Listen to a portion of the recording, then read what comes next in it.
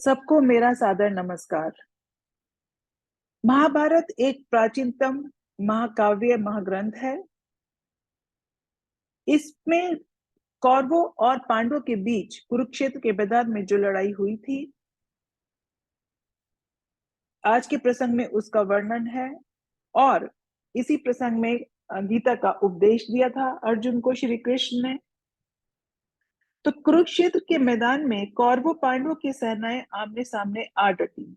कौरवों की सेना के आगे भीष्म थे तथा पांडवों की सेना का संचालन कर रहे थे अर्जुन।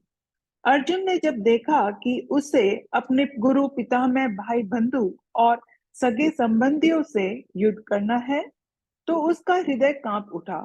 उसने सोचा कि वे ऐसे राज्य को लेकर क्या करेंगे जो अपने ही प्रियजनों को मारकर प्राप्त होगा। अर्जुन के मोह तथा भ्रम को दूर करने के लिए श्री कृष्ण ने कर्म योग का उपदेश दिया, जो कि श्रीमद् भगवत गीता के रूप में प्रसिद्ध है। उन्होंने कहा कि होनी पहले हो चुकी है, तुम्हें तो केवल क्षत्रिय धर्म के अनुसार चलना है। धर्म पालन के लिए युद्ध करना ही चाहिए। कृष्ण ने अर्जुन को अपना विराट रूप दिखाते हुए कहा कि अधर्म के कारण कौरवों का नाश हो चुका है। अर्जुन ने देखा कि समस्त कौरव श्री कृष्ण के मुख में समा रहे हैं। अर्जुन का मोह दूर हो गया और वे युद्ध के लिए तैयार हो गए।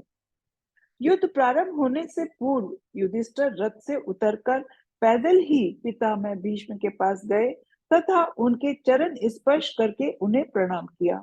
इस प्रकार युधिष्ठिर ने कृपाचार्य और द्रोणाचार्य को भी प्रणाम किया तथा विजय का आशीर्वाद प्राप्त किया।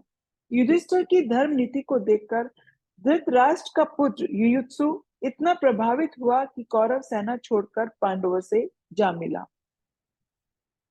अर्जुन ने युद्ध प्रारंभ किया। देखते ही देखते घमासान युद्ध छिड़ गया।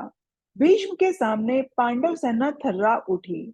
अभिमन्यु ने भीष्म को रोका तथा उनकी ध्वजा को काट दिया। भीष्म पितामह अभिमन्यु के रण कौशल को देखकर चकित थे। इस दिन के युद्ध में विराट पुत्र उत्तर कुमार को वीरगति प्राप्त हुई।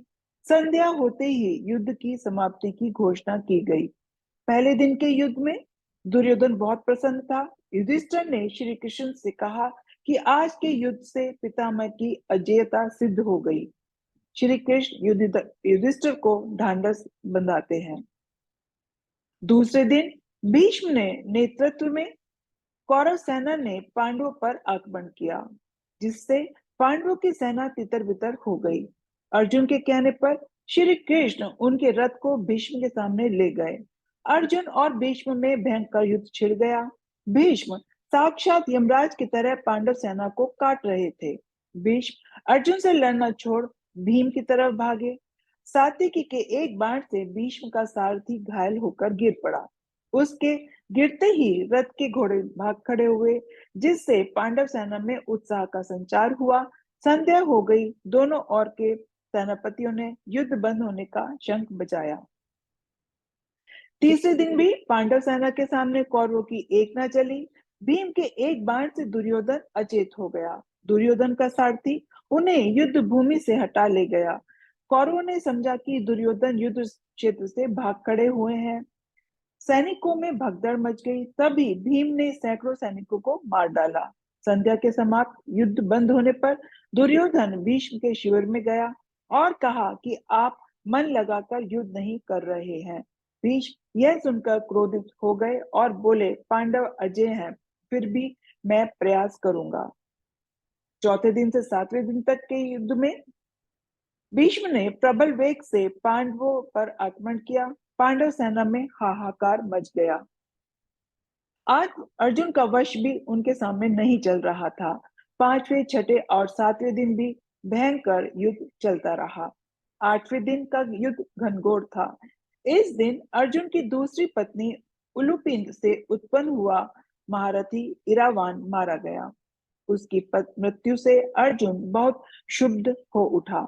उन्होंने कौरव की अपार सेना नष्ट कर दी। आज का भीषण युद्ध देखकर दुर्योधन कर्ण के पास गया।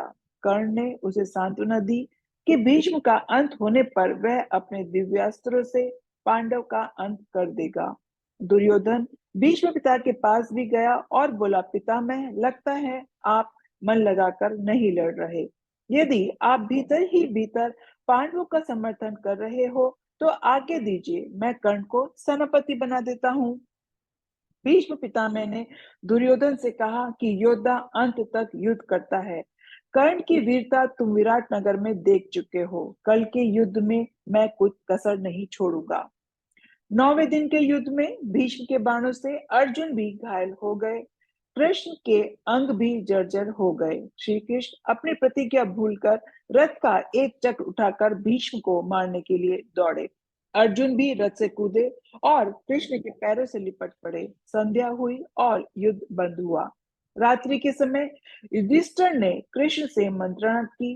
कृष्ण ने कहा कि क्यों ना हम भीष्म से ही उन पर विजय प्राप्त करने का उपाय पूछें।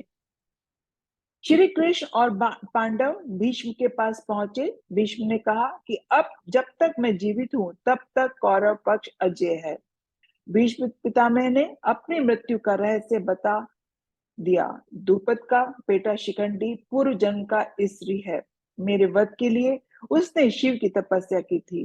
द्रुपद के घर वह कन्या के रूप में पैदा हुआ, लेकिन दानव के वर से फिर पुरुष बन गया। यदि उसे सामने करके अर्जुन मुझ पर तीर बरसाएगा तो मैं अस्त्र नहीं चलाऊंगा। 10वें दिन के युद्ध में शिखंडी पांडवों की ओर से भीष्म पितामह के सामने आकर डट गया, जिसे देखते ही भीष्म ने अस्त्र परित्याग कर दिया। कृष्ण के कहने पर शिखंडी की आड़ लेकर अर्जुन ने अपने बाणों से भीष्म को जर्जर कर दिया तथा वे रथ से नीचे गिर पड़े, पर पृथ्वी पर नहीं, तीरों की शैया पर पड़े रहे। भीष्म के गिरते ही दोनों पक्षों में हाहाकार मच गया। कौरवों तथा पांडव दोनों शोक मनाने लगे। भीष्म ने कहा, मेरा सिर लटक रहा है, इसकी उपाय करो। दुर्योधन एक तकिया लाया, पर अर्जुन ने 3 बाण भीष्म के सिर के नीचे ऐसे मारे कि वे सिर का आधार बन गए। फिर भीष्म ने कहा, प्यास लगी है। दुर्योधन ने सोने के पात्र में जल मंगाया, पर भीष्म ने अर्जुन की तरफ फिर से देखा।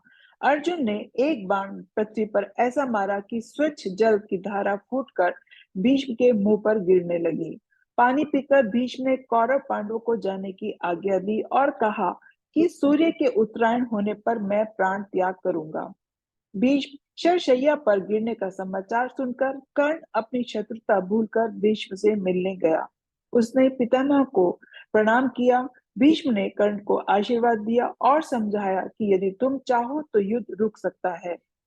दुर्योधन समझता है कि तुम्हारी सहायता से वह विजयी होगा, पर अर्जुन को जीतना संभव नहीं है।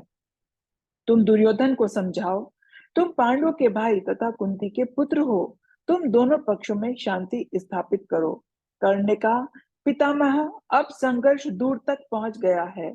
मैं तो अब सूत अधिरथ का ही पुत्र हूँ, जिसने मेरा पालन पोषण किया है, और मैं दुर्योधन का मित्र हूँ। यह कहकर कर्ण अपने शिविर में लौट गया। सबको मेरा सादर नमस्कार।